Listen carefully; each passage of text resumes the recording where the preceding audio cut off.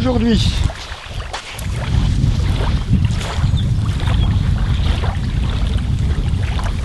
une capsule sur les nombres réels, mais avant donc un petit panorama sur le lac de Saint-Aignan. C'est un lac où c'est là que vient se réfugier la merlusine quand on ferme un de ses puits. Voilà.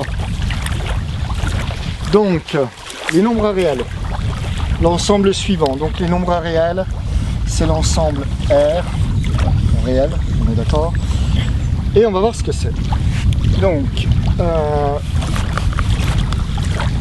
on était parti des nombres rationnels. Et les nombres rationnels, c'est quoi? Eh bien, c'est quand on fait un rapport d'entier. On fait A sur B. Donc, pour ceux qui n'auraient pas vu les capsules sur les nombres rationnels, allez les voir. Et ça veut dire quoi? Ça veut dire qu'on fait un rapport. On fait un rapport entre des choses comparables. D'accord? Donc, les nombres rationnels, on fait un rapport entre des choses comparables. Les nombres réels, c'est quoi? Qu'est-ce qu'on ajoute à ça? Eh bien, on ajoute quelque chose qui est dit irrationnel. Qu'est-ce que ça veut dire? C'est un nombre, donc ça va être toujours un rapport, on est d'accord, ça va être toujours un rapport. Mais c'est un rapport un peu spécial puisque ça contredit ce que j'ai dit, c'est un rapport avec des choses qui ne sont pas vraiment comparables. Je dis pas vraiment parce qu'il faut quand même trouver quelque chose de comparable. Donc qu'est-ce que ça veut dire qu'un nombre irrationnel? Eh bien, c'est un nombre qui ne pourra pas être écrit sous la forme de A sur B. Il ne peut pas être écrit sous la forme d'un rapport d'entier. Mais ça ne veut pas dire qu'on n'est pas en train de faire un rapport. On va voir tout de suite ce que c'est. Et là, le premier nombre rationnel qui nous vient à l'esprit ou pas, eh bien c'est pi.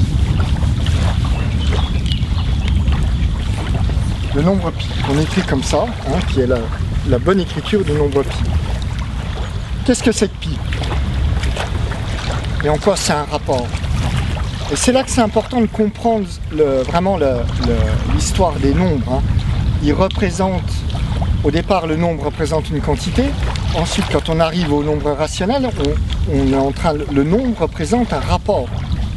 D'accord? Qu'on ramène sous quelque chose on va dire des décimales, ou sous forme d'entier, mais l'idée c'est que c'est un rapport avant tout. Et un rapport entre deux quantités différentes. Et là, ce qu'on veut faire,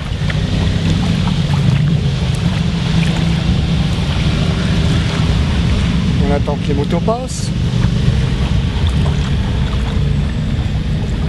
Ce qu'on veut faire là, c'est un rapport. Pi, qu'est-ce que c'est? Allez, allons-y. Pi, qu'est-ce que c'est? Pi, si on prend un cercle, il a un diamètre. Le diamètre, c'est quoi? C'est le segment qui passe par le centre du cercle et qui touche les deux bords. D'accord?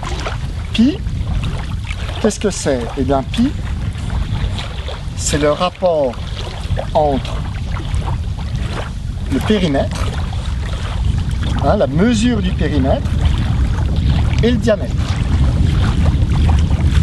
C'est ça. C'est pas 3, 14, blabla. Ok, dans notre système décimal, c'est 3, 14, 15 et je crois que comme on s'amuse à calculer le nombre de décimales, on en est à 200 milliards, quelque chose comme ça. Enfin, pour en quelque sorte, par le calcul, vérifier que pi est un nombre de décimales infini, mais ou des tests ordinateurs, on s'amuse comme on peut. Donc, ouais, non, je vais le laisser. Pi, c'est pas 3, 14. Blablabla. C'est pas ça, pi. Ça, c'est un nombre qui représente ce rapport-là, mais le rapport, c'est périmètre sur diamètre. Alors, en quoi c'est irrationnel? Eh bien, à la base, pour que ça soit rationnel, non, pourquoi j'efface ça? Si, pour que ça soit rationnel,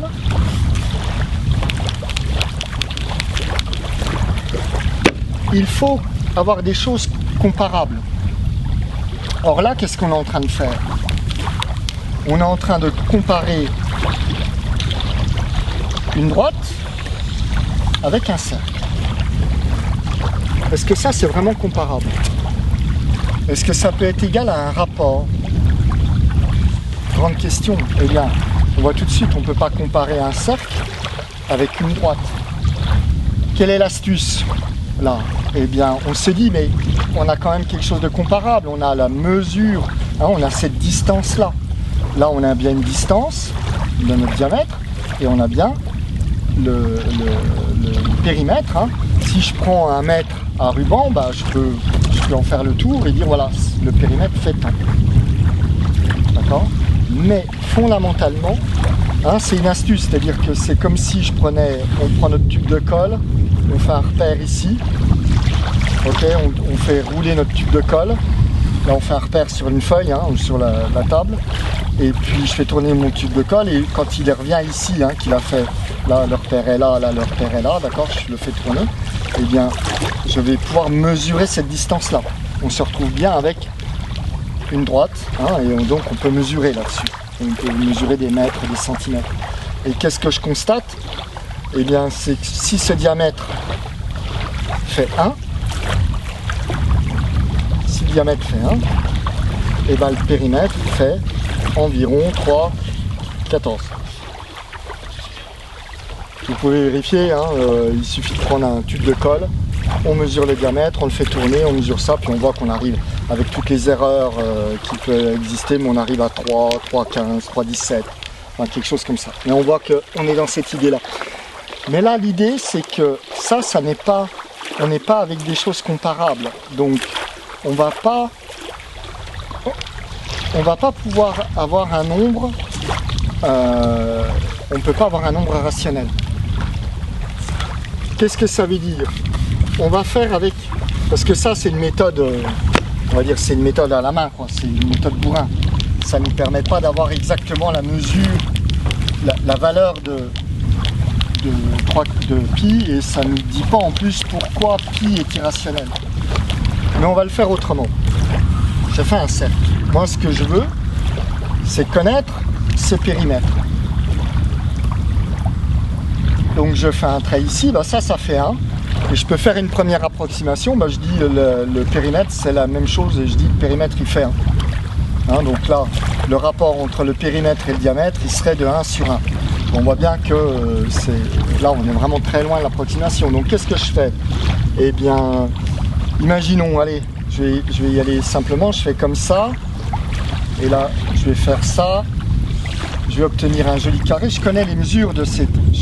Hein, en géométrie, on peut calculer les longueurs le côté du carré. Et je vais dire, bah, ça, je m'en approche. Je m'approche de... Hein, je suis beaucoup plus près que le trait, là. Et puis, je continue. Je vais faire comme ça. Je vais faire de plus en plus d'angles. Et petit à petit, je vais me rapprocher de plus en plus du cercle. Voilà, là ça devient, on ne le voit pas. Et là, qu'est-ce qu'on voit? Eh bien, on voit que là, d'un point de vue méthode, le moyen de m'approcher du cercle, et à chaque fois je connais mes distances, hein, et je peux dire combien ça fait, enfin chaque segment combien ils font, et le moyen de m'approcher du cercle, eh bien, c'est de faire de plus en plus.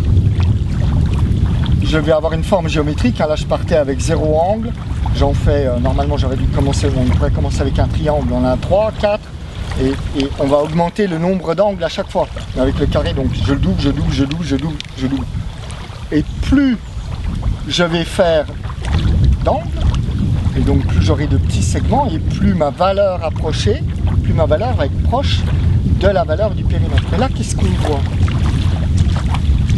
Et c'est là qu'il y a l'irrationalité, et ça permet de comprendre pourquoi pi, eh bien, c'est un nombre irrationnel, c'est-à-dire qu'il va toujours, hein, on va toujours pouvoir lui trouver des décimales différentes, etc. Hein, il y aura toujours, ça ne finit jamais. En quoi il est irrationnel? Eh bien, regardez, un cercle, est-ce qu'il a des angles? Le cercle, il n'a pas d'angle. Alors que pour m'en approcher, qu'est-ce que je fais? Je fais une forme géométrique qu'il y a de plus en plus d'angles. Donc pour m'approcher plus je tends vers une mesure précise du périmètre, plus je m'éloigne de ce qu'est un cercle. Je rajoute des angles, des angles, des angles, des angles, des angles. D'accord? Donc je suis en train de comparer quelque chose qui est totalement, pas totalement, qui est comparable, mais d'une manière, on va dire, détournée, ou je ne sais pas comment dire, bizarroïde. Et ça, c'est exactement ce qu'est un nombre irrationnel. Le nombre irrationnel, hein, c'est dans le cas où on est en train de faire un rapport entre deux choses qui ne sont pas vraiment comparables. On va les comparer dans les quantités, mais plus cette comparaison est précise, et plus on s'éloigne de la nature de l'objet. Hein. Plus je fais d'angle, plus je m'éloigne du cercle. Et quelque part, plus je me rapproche de la forme du cercle, mais en fait, plus je m'en éloigne. Et ça, c'est vraiment ce qu'est un nombre irrationnel. D'accord? Donc, l'ensemble des réels, c'est tous les nombres d'avant, avec des nombres comme pi, des nombres comme racine de 2, des nombres comme e, comme... enfin voilà, tous ces nombres hein, qu'on représente avec d'autres choses que des chiffres, hein, parce qu'on sait, plus on le fait, plus on s'éloigne. Voilà. C'est clair? Très bien. Donc la prochaine vidéo sera sur les... Enfin, la prochaine capsule sera sur les complexes. Toujours pareil, s'il y a des questions, hein, n'hésite pas à les demander en commentaire.